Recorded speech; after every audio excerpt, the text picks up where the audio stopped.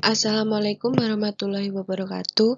Perkenalkan, nama saya Hanida Desyasari, NIM A70180 120 dari Prodi Pendidikan Teknik Informatika semester 5 kelas C. Di sini saya akan mempresentasikan terkait jawaban dari EUAS Keamanan Jaringan poin 1A mengenai analisis resiko keamanan perusahaan tentang cloud computing. Nah, yang pertama yaitu pengertian dari keamanan cloud computing sendiri. Cloud computing merupakan sebuah teknologi yang menjadikan internet sebagai pusat server untuk mengelola data dan juga aplikasi pengguna. Cloud computing memudahkan penggunanya untuk menjalankan program tanpa harus menginstal aplikasi terlebih dahulu dan memudahkan pengguna untuk mengakses data dan informasi melalui internet. Cloud computing membuat semua pekerjaan serba praktis dan tidak perlu menggunakan infrastruktur yang besar. Cloud computing bahkan dapat meminimalisir biaya pengeluaran dalam perusahaan.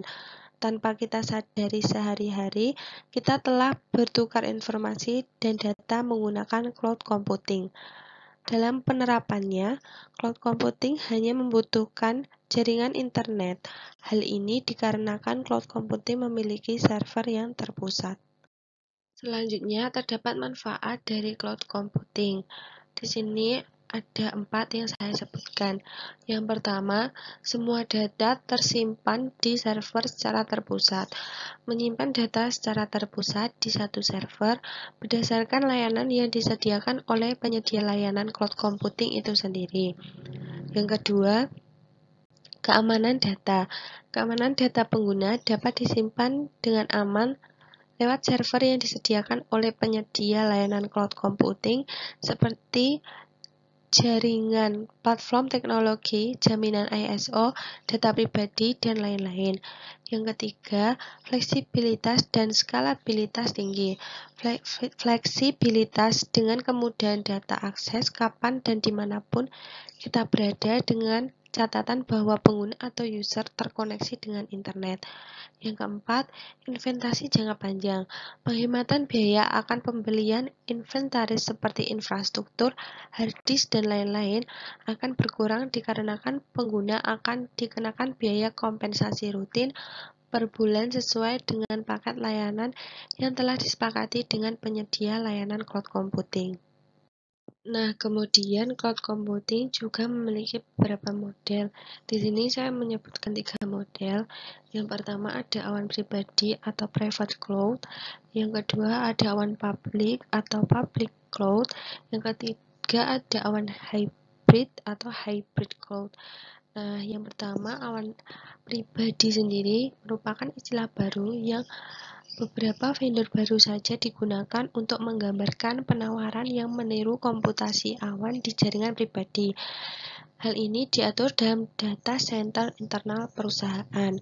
Kemudian yang kedua yaitu awan publik yang menggambarkan komputasi awan dalam pengertian arus utama tradisional di mana sumber daya ditetapkan secara dinamis berdasarkan layanan mandiri dan berbasis web melalui internet, melalui aplikasi web atau layanan web dari penyedia pihak ketiga di luar lokasi yang berbagi sumber daya dan tagihan berdasarkan komputasi utilitas berbutir halus.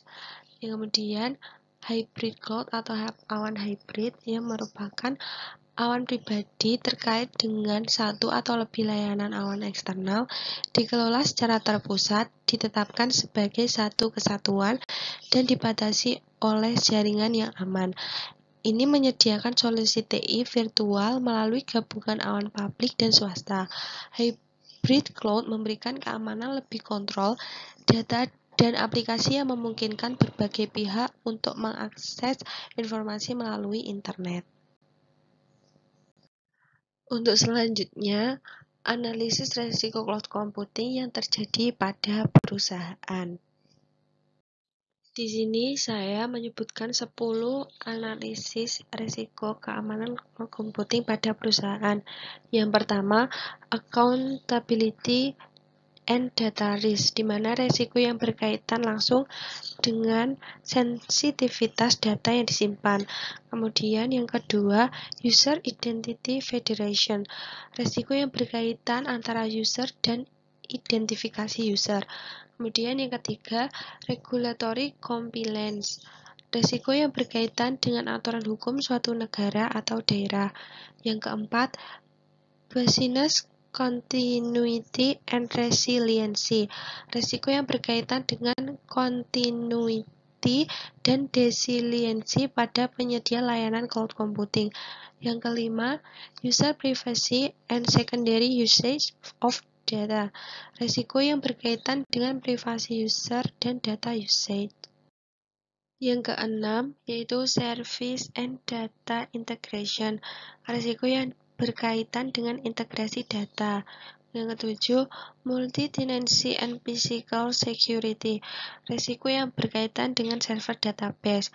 Yang kedelapan, incident analysis and forensic support, resiko yang berkaitan dengan kemungkinan analisis insiden di masa depan. Yang kesembilan, infrastruktur security, resiko yang berkaitan dengan infrastruktur keamanan cloud computing. Yang ke-10, non-production environment exposure, resiko yang berkaitan dengan expose data yang tidak disengaja. Nah, selanjutnya terdapat beberapa contoh risiko yang terjadi terkait keamanan pada perusahaan tentang cloud computing.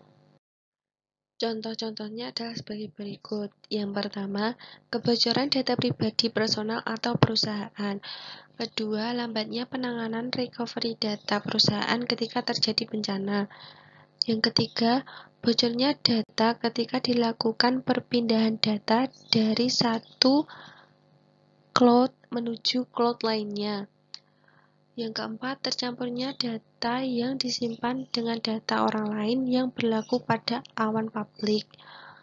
Munculnya permasalahan serius yang terjadi pada penyedia layanan cloud yang menerapkan multi-tenancy. Kemudian penggunaan data pribadi untuk membuat iklan atau data mining dan mengambil keuntungan dari hal tersebut. Yang terakhir, data penting perusahaan terekspos pada sebuah daerah atau negara yang memiliki privasi hukum. Nah, itu tadi presentasi saya terkait analisis risiko keamanan perusahaan terkait cloud computing. Terima kasih. Apabila ada salah kata, mohon maaf. Wassalamualaikum warahmatullahi wabarakatuh.